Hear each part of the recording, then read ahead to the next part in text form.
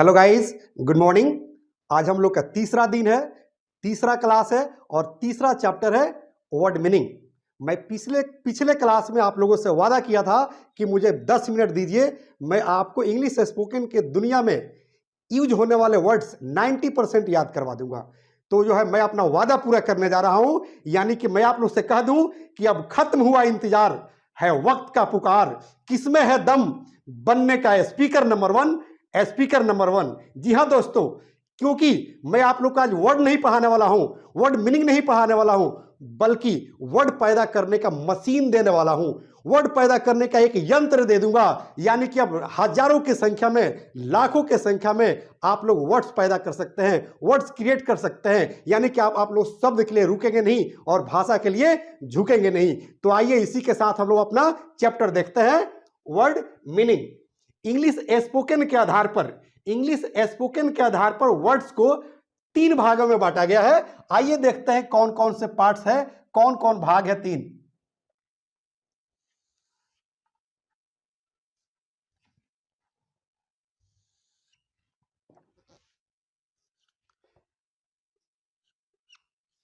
पहला है DW, दूसरा है SCW या SMW, तीसरा है SBW या इंडियन एंग्लो वर्ड।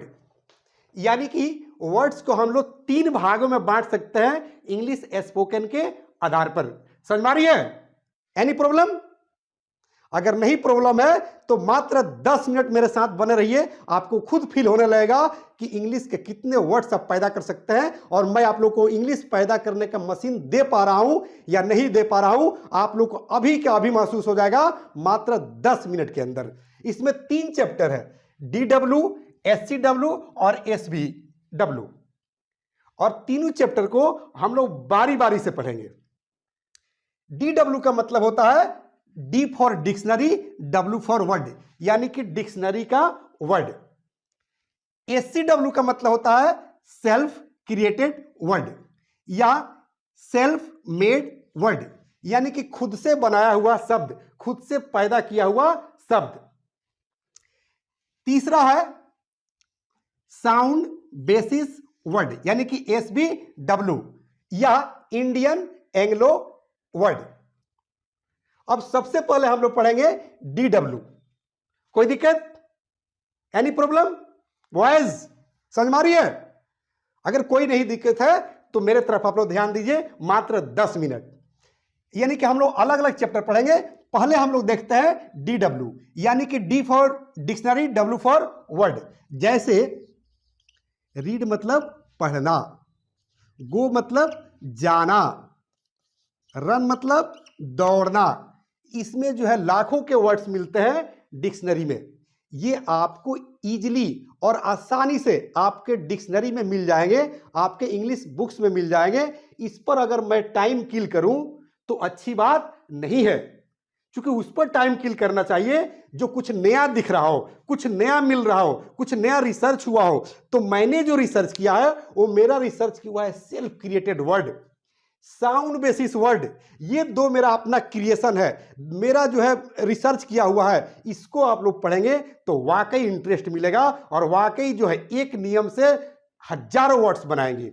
यानी कि ये डिक्शनरी का वर्ड से बुक्स का वर्ड है, इसलिए इसे अधिक पढ़ने की जरूरत नहीं है। मैं इस पर अधिक टाइम नहीं देना चाहूंगा। आप लोग डिक्शनरी कंसल्ट कर लीजिएगा जो आप लोग को वर्ड्स की जरूरत पड़ेगी। अब देखिए, अगर आप इंग्लिश बोल रहे हैं, डिक्शनरी का वर्ड याद है तो बोलेंगे, अगर नहीं याद है तो तुरंत हम एक नया वर्ड पैदा कर लेंगे, एक नया वर्ड क्रिएट कर लेंगे। क्योंकि अभी मैंने बताया कि सेल्फ क्रिएटेड वर्ड, लेकिन शब्द के लिए रुकेंगे नहीं।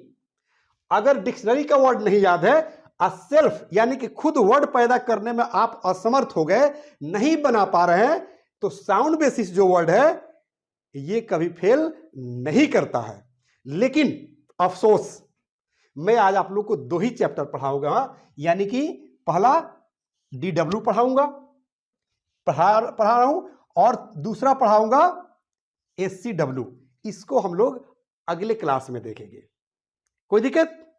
तो आइए, चूंकि SCW सेल्फ क्रिएटेड वर्ड ये बहुत एक लंबा चैप्टर है, इसमें जो है हमको बहुत सारे पॉइंट्स देना पड़ेगा, बहुत सारे रूल्स देने पड़ेंगे, इसलिए इसको हम विस्तार रूप से पढ़ेंगे। ओके, क्योंकि टाइम सफिशिएंट मिल गया, इसको हम नेक्स्ट क्लास में पढ़ेंगे। तो आइए, सबसे पहले रूल नंबर 1, अगर एडजेक्टिव में हम 1 लगा दें तो यहां पर 1 का अर्थ होता है वाला,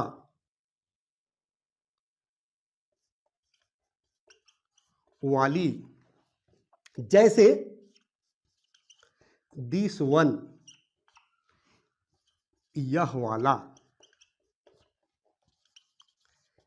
दैट वन, वह वाला,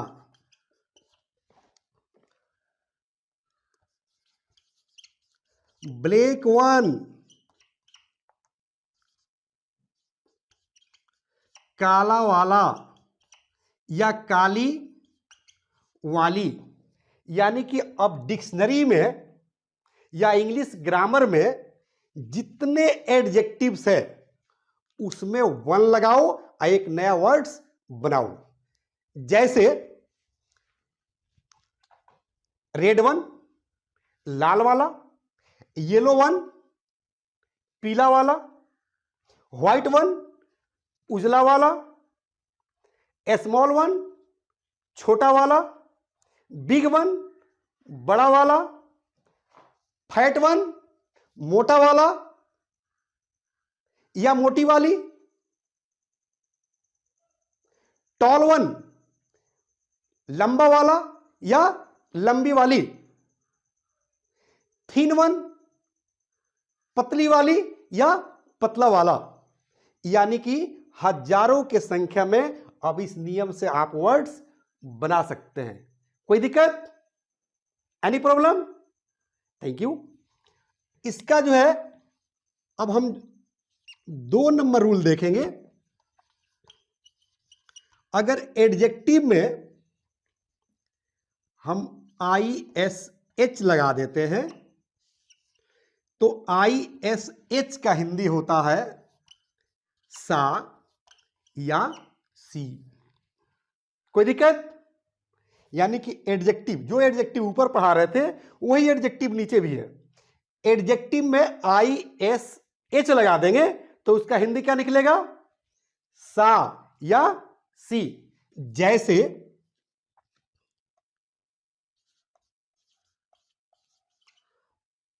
ओल्डिस, मतलब बूढ़ा सा या बूढ़ी सी। जैसे यंगिस, जवान सा या जवान सी। जैसे चाइल्डिश, बच्चा सा या बच्ची सी। कोई दिक्कत? जैसे ब्लैकिश, काला सा या काली सी। रेडिश, लाल सा। व्हाइटिश, उजला सा। येलोइश, पीला सा। यानी कि जितने एडजेक्टिव है उसमें ISH लगाओ, ISH लगाओ और एक नया वर्ड बनाओ। अब खुद से सोचो कि मात्र 2 वर्ड पर एडजेक्टिव में 1 लगाकर और एडजेक्टिव में ISH लगाकर आप लोगों ने हजारों के संख्या में वर्ड्स बनाना सीखा। तो ये तो मात्र 2 नियम है।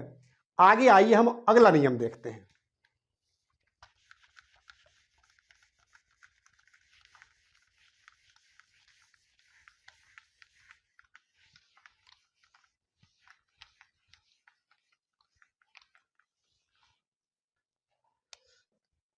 यानी कि 3 नंबर, जैसे अगर हम नाउन में ISH लगा दे तो इसका भी हिंदी निकलता है सा या सी। समझ में आ रहा है? Any problem? जैसे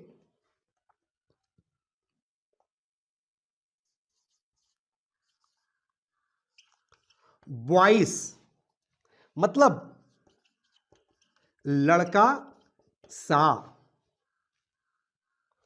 जैसे गर्लिस लड़की सी। देखो मैं स्लो पढ़ा रहा हूं, धीरे पढ़ा रहा हूं ताकि आप नियम समझ सके। फास्ट पढ़ने की आवश्यकता नहीं है, नियम आपको समझ में आ जाएगा तो लाखों की संख्या में आप वर्ड्स खुद से बना सकते हैं। समझ में आ रही है सबको ना? Any problem? तो देखिए गर्लिस जैसे मैनिस मर्द सा, जैसे ओमैनिस औरत सा। कोई दिक्कत? जैसे जानवर का नाम भी आप रख सकते हैं, जैसे डॉग तो कहो डॉगिस, कुत्ता सा, कैटिस, बिल्ली सी। समझ में आ रही है? अब जो है एक वर्ड और एक्स्ट्रा आप लोग जान लो, जैसे नेचर मतलब क्या होता है? नेचर का मतलब होता है स्वभाव। क्या होता है? स्वभाव। जैसे अगर हम थोड़ा सा इस पर ध्यान देंगे, जैसे कहेंगे बॉयस नेचर, यहां जो आप हाइफन देख रहे हैं, इस हाइफन का हिंदी होता है का, के, की, वाला, वाली, के तरह, के जैसा। यानी कि इतना अर्थ रखता है ये हाइफन। ये इंग्लिश ग्रामर के पंचुएशन में पढ़ना है। तो अब बॉयस नेचर मतलब लड़का वाला स्वभाव। जैसे कोई लड़की है और लड़कों की तरह उसका जो है सोच है, लड़कों की तरह कपड़ा पहनती है, तो कहेंगे you have totally boyish nature, you have totally girlish nature, you have totally womanish nature. Hindi का अर्थ समझ में आ रहा है? तो यानी कि नेचर जैसे बॉयस नेचर, जैसे डॉग में लगा दिया डॉगिश नेचर, मतलब कुत्तों वाली स्वभाव। कैटिस नेचर मतलब बिल्ली वाला स्वभाव। आप देख रहे हैं ना किस तरह के वर्ड्स जो है, यानी कि आप वर्ड्स से आज खेल रहे हैं। वर्ड्स जो है पढ़ नहीं रहे हैं, वर्ड्स से कैसे खेला जाता है खेल रहे हैं आप। वर्ड्स बनाने का आप लोग को आज मशीन मिल गया, एक यंत्र मिल गया। अब वर्ड्स का कभी अभाव नहीं हो सकता है। अभी तो हम लोग तीसरा नियम देख रहे हैं, आइए अगला नियम देखते हैं।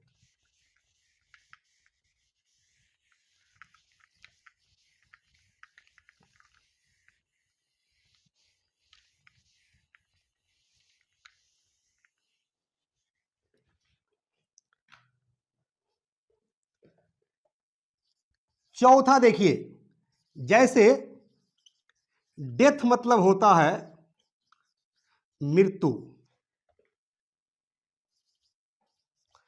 अंत, पतन। समझ में आ रही है ना? अब जैसे इसका नियम बना दीजिए, डॉट डॉट डॉट और हाइफन दे दीजिए और लिख दीजिए डेथ। ये आपका एक नियम हो गया। अब आप कहिए, वर्ड बनाइए। जैसे कहेंगे एजुकेशनल डेथ, शिक्षा का पतन।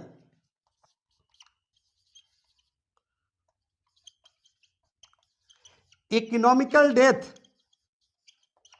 आर्थिक पतन।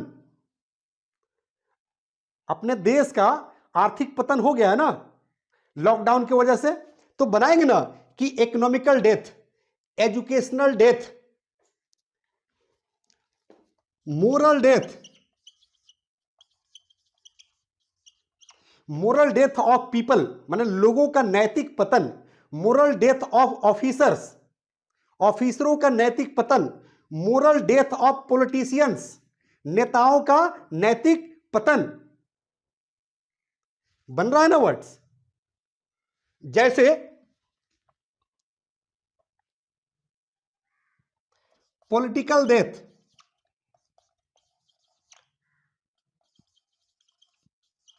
पॉलिटिकल डेथ मतलब राजनीतिक पतन, political death of your party, political death of BJP, political death of Congress, political death of RJD, political death of JDU, political death of आप पार्टी। यानी कि इस तरह से अब हजारों के संख्या में आप वर्ड्स बना सकते हैं। जैसे चौथा रहा, आइए हम लोग पांचवा देखते हैं रूल।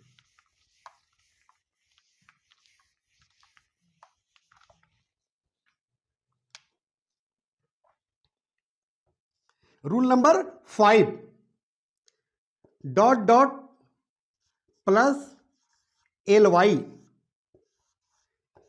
यानी कि वैसा वर्ड, वैसा शब्द जिससे रिलेशन का पता चलता हो, संबंध का पता चलता हो, उसमें LY लगाओ और एक नया वर्ड बनाओ। इस LY का अर्थ निकलता है के जैसा, के समान, के तरह। जैसे फादर, तो फादर क्या है? रिलेशन का वर्ड है ना, इससे रिश्ते का पता चलता है, इसमें आप LY जोड़ दीजिए। फादरली, फादरली मतलब पिता के तरह। मदरली मतलब माता के तरह। डाउटरली बेटी की तरह। सनली बेटे की तरह। अब किसी के घर गए हैं, किसी दोस्त के घर गए हैं, कैसे यूज करेंगे? तो बोलेंगे कि your mother is my motherly, your sister is my sisterly, your daughter is my daughterly, your father is my fatherly. तो इससे क्लोजनेस का बोध होता है, उसको लगेगा कि अरे ये तो मेरे काफी क्लोज है, मेरा काफी क्लोज दोस्त है। लेकिन याद रखना, वाइफ भी रिश्ता बतलाता है, वाइफली नहीं बोलेंगे, क्योंकि अगर वाइफली बोलेंगे तो ये एक तरह का गाली हो जाएगा। क्या हो गया बेटा? एक तरह का गाली होगा। Any problem? Thank you. यानी कि 5 नंबर हम लोग देख रहे थे। आइए अब हम लोग देखते हैं रूल नंबर 6। Any problem? चलिए, जैसे verb plus able. Main verb की मैं बात कर रहा हूं, प्रिंसिपल वर्ब की बात कर रहा हूं। जैसे प्रिंसिपल वर्ब क्या है, मेन वर्ब क्या है?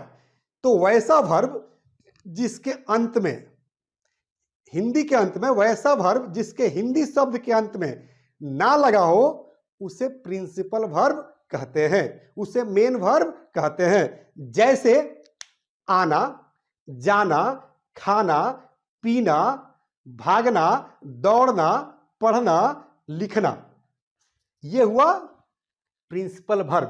प्रिंसिपल वर्ब में एबल लगाओ, एक नया वर्ड बनाओ। वैसे एबल का मतलब होता है के योग्य, के लायक। जैसे रीड, इसमें जोड़ दीजिए रीडेबल, पढ़ने योग्य। क्या हिंदी निकलेगा? पढ़ने योग्य। वॉचेबल, वॉचेबल मतलब देखने योग्य। लिवेबल, रहने योग्य। थिंकेबल, सोचने योग्य। ईटेबल, खाने योग्य। समझ मारिए सबको। यानी कि अब जैसे कहना होगा कि दिस इज नॉट ईटेबल, अब सेंटेंस में पढ़ाऊंगा, क्योंकि वर्ड्स जो मैं बता रहा हूं लाखों और हजारों की संख्या में जो आप लोग वर्ड्स सीख रहे हैं, इस पर सेंटेंस भी मैं बताऊंगा स्ट्रक्चर जब पढ़ाऊंगा तो, और सेंटेंस बिल्कुल आसान हो जाएगा। अभी तो मैं एक एक सेंटेंस बता रहा हूं ताकि आपको समझ में आ जाए। जैसे कहेंगे this is not watchable movie in the family. Listen माने सुनना, लिसन मतलब सुनना। जैसे कहेंगे this is not listenable song in the family. This is not livable place.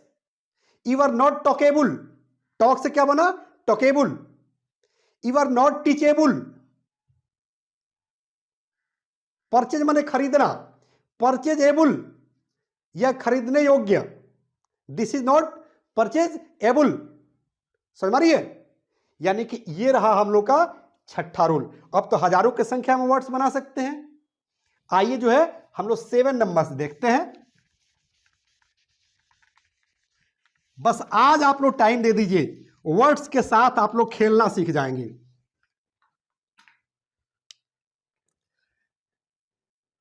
कौन नंबर था? 6 नंबर। अब हम लोग देखेंगे 7 नंबर। जैसे वर्ब का चौथा रूप, वर्ब का चौथा रूप मतलब वर्ब में I N G. Any problem? Verb में आई एन जी, जैसे reading, going, coming, laughing, writing, running.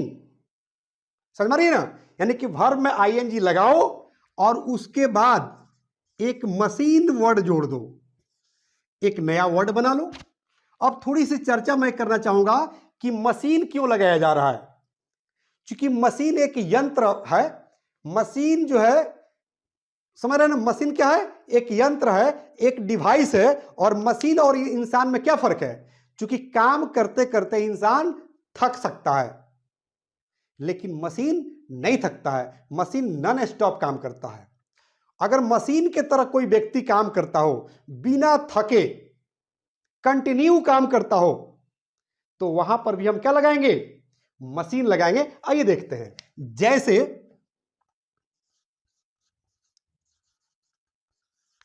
Abusing machine, समझ आ रही है? एब्यूज मतलब गाली देना। अब मशीन का अर्थ तो अभी समझा दिए। एब्यूजिंग मशीन माने गाली देने की मशीन। वैसा व्यक्ति जो दिनों रात गालियां देता रहता हो, थकता ही नहीं हो, समझ रही ना, तो उसको क्या कहेंगे? Abusing machine. जैसे कहेंगे यू आर एब्यूजिंग मशीन। चलिए, जैसे वर्किंग मशीन, वैसा आदमी जो काम करने से थकता ही नहीं हो, तो क्या कहेंगे? Working machine. My father is a working machine. My sir is a teaching machine. मतलब टीचिंग करने से थकते नहीं है, मशीन की तरह। समझ रहे? ईटिंग मशीन, कोई व्यक्ति 24 घंटा खाते रहता है, तो क्या कहेंगे उसे? Eating machine. Any problem? समझ मारिए। यानी कि इस तरह का जो है वर्ड्स आप हजारों के संख्या में बना सकते हैं। अभी तो हम लोग 7th रूल पढ़ रहे हैं ना, इत्मीनान से पढ़ेंगे इसे, घबराएंगे नहीं। क्योंकि ये मेन चैप्टर है इंग्लिश स्पोकन का। अगर हम घबरा जाएंगे, सुपर फास्ट की तरह पढ़ाने लगेंगे, तो ये चैप्टर ही आपको समझ में नहीं आएगा और फिर प्रॉब्लम ज्यों का त्यों रह जाएगा। मार्कर भी जवाब दे दिया, दूसरा मार्कर नहीं है। चलिए अब हम लोग 8वां नंबर पढ़ेंगे, नंबर 8। वर्ब का तीसरा रूप लिखो और नाउन लिखो और एक नया वर्ड बना लो। दुनिया में जितने वर्ब है, इंग्लिश ग्रामर में जितने वर्ब है, उसका तीसरा रूप समझ में आ रहा है? जैसे गो का तीसरा रूप गॉन, राइट का तीसरा रूप रिटेन, सेल मतलब बेचना, सेल का तीसरा रूप सोल्ड, इनवाइट माने दावत देना, बुलावा भेजना, आमंत्रित करना, तो इनवाइट का इनवाइटेड। समझ में आ रही है सबको? Any problem? तो आइए इसको हम लोग देखते हैं। जैसे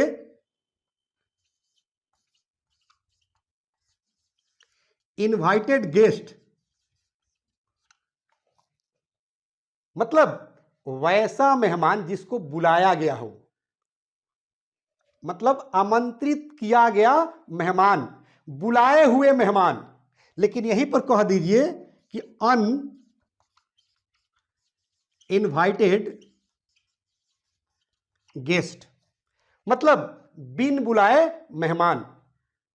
सेल मतलब बेचना, और सेल का तीसरा रूप लगा दो सोल्ड, सोल्ड हाउस, बिका हुआ मकान, सोल्ड कार, बिकी हुई कार, सोल्ड बाइक, बिकी हुई बाइक। जैसे टॉट चैप्टर पढ़ाया हुआ पाठ, पढ़ाया हुआ चैप्टर। जैसे आप क्लास में कहें sir sir this is taught chapter, समझ में रही है? Any problem? यानी कि वर्ब का तीसरा रूप लगाओ और हजारों की संख्या में वर्ड बनाओ। जैसे बीटेन बॉय, पिटाया हुआ लड़का।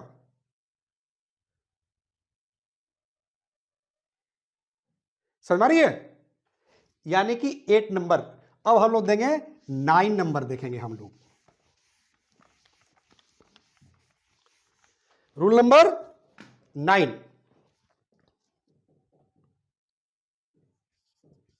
जैसे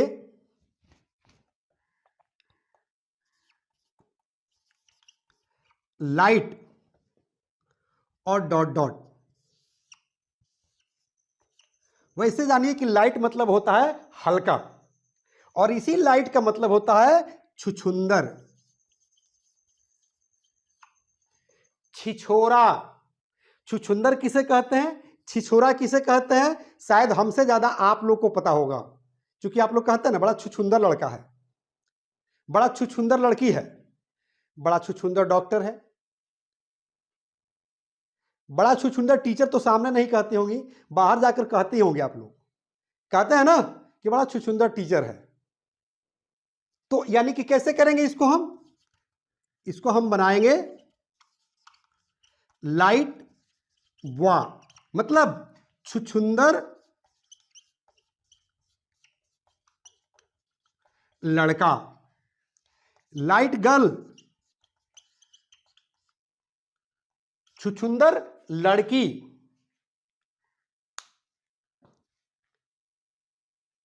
समझ में रही है? लाइट मैन, छुछुंदर आदमी। लाइट वुमेन, छुछुंदर औरत।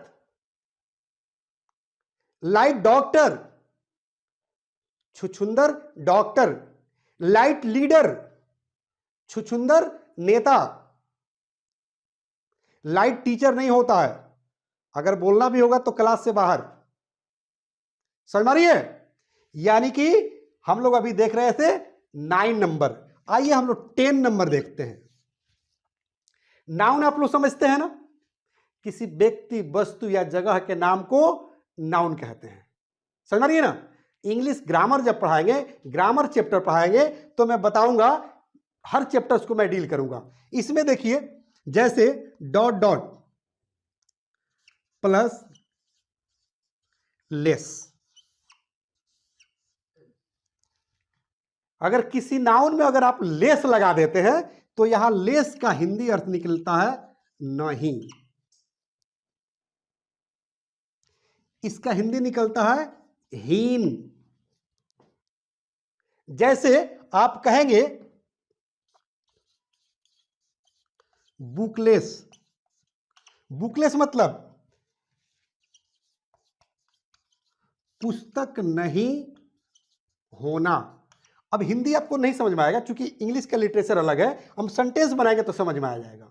जैसे कहे कि मेरे पास किताब नहीं है तो आई एम बुकलेस, मेरे पास पैसा नहीं है तो आई एम मनी लेस, मेरे पास टाइम नहीं है तो आई एम टाइमलेस, तुम्हारे पास दिमाग नहीं है यू आर सेंसलेस, मेरे पास कार नहीं है आई एम कारलेस। समझ में आ रही है? Any problem? तुम्हारे पास शिक्षा नहीं है यू आर एजुकेशन लेस।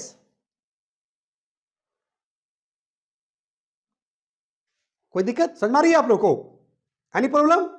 यानी कि रूल नंबर 10 रहा। अब हम लोग देखेंगे रूल नंबर 11।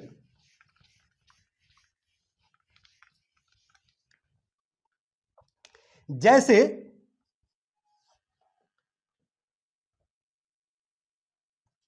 डॉट डॉट और हाइफन दे देंगे और यहां लिख देंगे माइंडेड।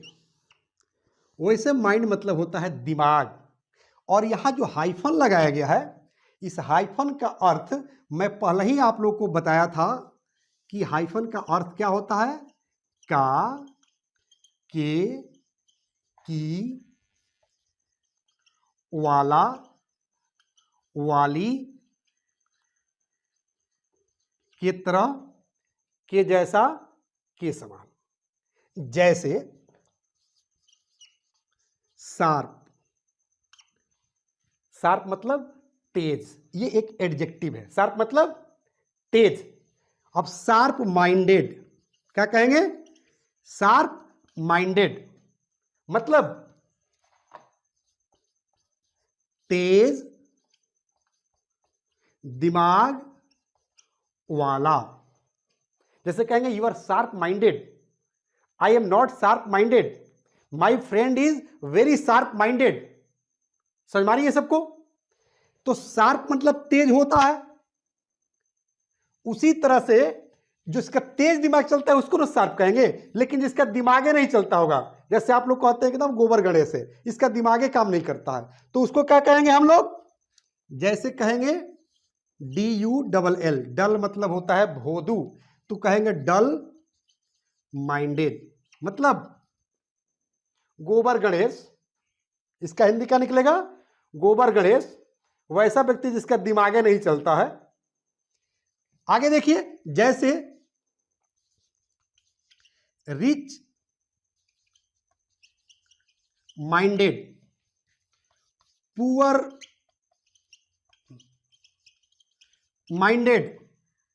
समझ रहे? रिच माइंडेड मतलब वैसा व्यक्ति जो सोच बड़ी ऊंचा रखता हो, तो ऊंचे ख्यालात रखने वाले, ऊंचे सोच रखने वाले व्यक्ति को क्या बोलेंगे, रिच माइंडेड। और जो सोच एकदम नीचा सोच रखता हो, ख्यालात जिसका एकदम नीचे से हो, ठीक है, उसको कहेंगे पुअर माइंडेड, माने गरीब दिमाग का इंसान। तो दिमाग कहीं गरीब थोड़ी होता है, मतलब छोटा छोटा बात सोचता है, बड़ा बात नहीं सोचता है।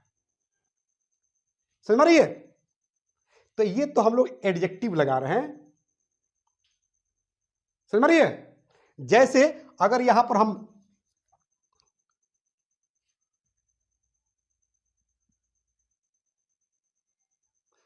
अब यहां पर जैसे कह रहा है कि किसी व्यक्ति का नाम रखकर भी हम माइंडेड जोड़ सकते हैं।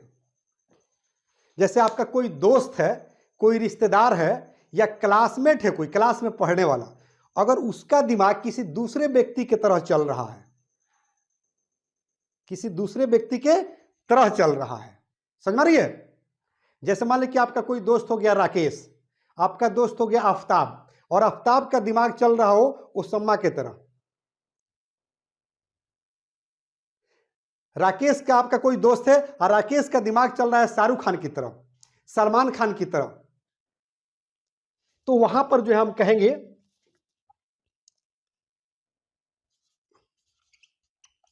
सोनिया माइंडेड।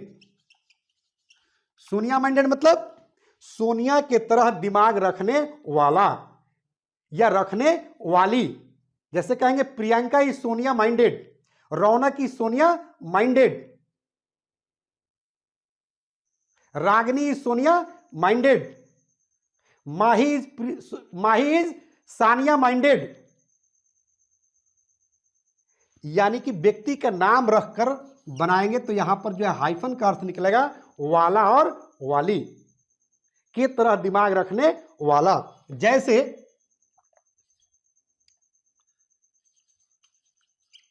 सलमान माइंडेड मतलब सलमान के तरह दिमाग रखने वाला। मोदी माइंडेड, मोदी के तरह दिमाग रखने वाला। समझ में आ रही है? Any problem? कोई दिक्कत? अमिताभ माइंडेड। चलिए अब इसका जो है थोड़ा सा 11 नंबर का ही थोड़ा सा पढ़ेंगे, जगह का अभाव है, थोड़ा सा इसको मिटाकर हम लोग ऊपर देखते हैं।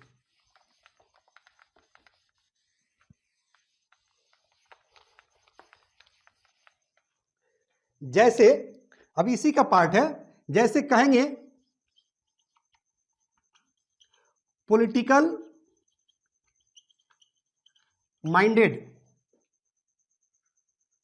माने वैसा व्यक्ति जो पॉलिटिकल का नॉलेज रखता हो लेकिन पॉलिटिशियन हो नहीं। आप पॉलिटिशियन नहीं है ना आप लोग, लेकिन कहा जाए कि you are political minded. Criminal minded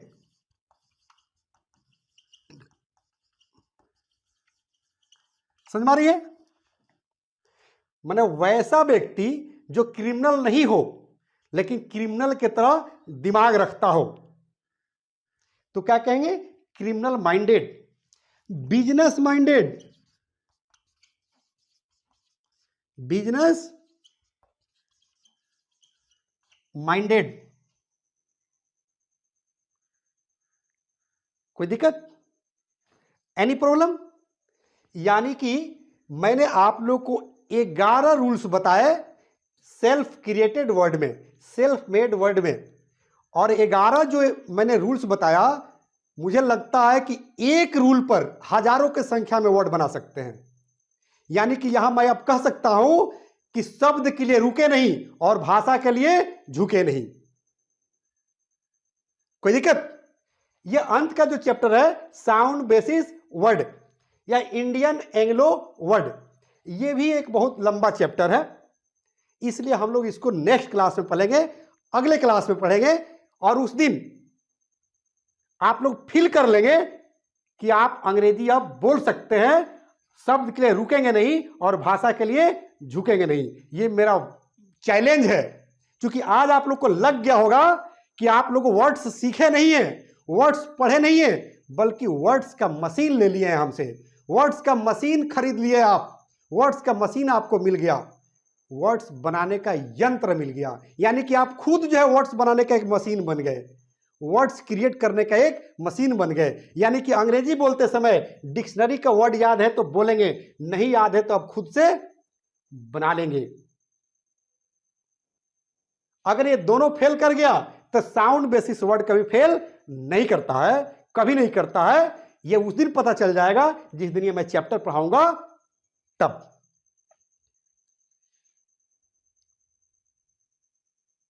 अगर मेरी पढ़ाने का स्टाइल, टीचिंग आपको समझ में आ रही हो, आप सबको समझ में आ रही हो, तो मेरी आपसे रिक्वेस्ट है, मेरी आपसे विनती है कि अधिक से अधिक लाइक कीजिए ताकि हम लोगों का हौसला बुलंद हो, हमारी पूरी टीम का हौसला बुलंद हो। मेरी हौसला बुलंद हो और अधिक से अधिक शेयर कीजिए, ताकि हम लोग का जो मिशन है, जिस ट्रस्ट में हम लोग काम कर रहे हैं, उस ट्रस्ट का मिशन है कि अंग्रेजी सबको सिखाना है, रोजगार सबको दिलाना है, देश का मान बढ़ाना है। यही हमारा नारा है, बस यही हमारा नारा है। इस मिशन को पूरा करने में आपका सहयोग चाहिए मुझे, क्योंकि आप भी भारत का नागरिक हैं, आप भी भारत का सिटीजन है। तो अधिक से अधिक शेयर करेंगे तो हर लोग तक मेरी सोच जाएगी और मैं इजीली अंग्रेजी बोलवा दूंगा। आप अधिक से अधिक सब्सक्राइब कीजिए ताकि हम लोग का हौसला बुलंद हो। और आज हम लोग का तीसरा दिन था। चौथा दिन मैं ये पढ़ाऊंगा साउंड बेसिस वर्ड, यानी कि चौथे क्लास में क्या पढ़ाऊंगा? Sound basis word. और 5 दिन में मैं वादा किया था अंग्रेजी बोलवाने के लिए, तो जिस दिन पांचवा चैप्टर पढ़ाऊंगा, उस दिन मात्र आप लोग को 3 वर्ड लिखाऊंगा और 3 वर्ड में ही मैं अंग्रेजी बोलवाना शुरू कर दूंगा। ये मेरा चैलेंज है, ये मेरा वादा है। अगर ऐसा मैं नहीं करवा पाया, 3 वर्ड्स के मदद से अंग्रेजी नहीं बोलवा पाया, तो मैं अपने लाइफ में कभी मार्कर नहीं उठाऊंगा और टीचिंग के दुनिया से संन्यास ले लूंगा। ये पहले चैप्टर में भी बोला था, दूसरे चैप्टर में भी बोला था और तीसरे चैप्टर में भी बोल रहा हूं। और यहीं पर मैं लूंगा एक छोटा सा ब्रेक। जय हिंद, जय भारत।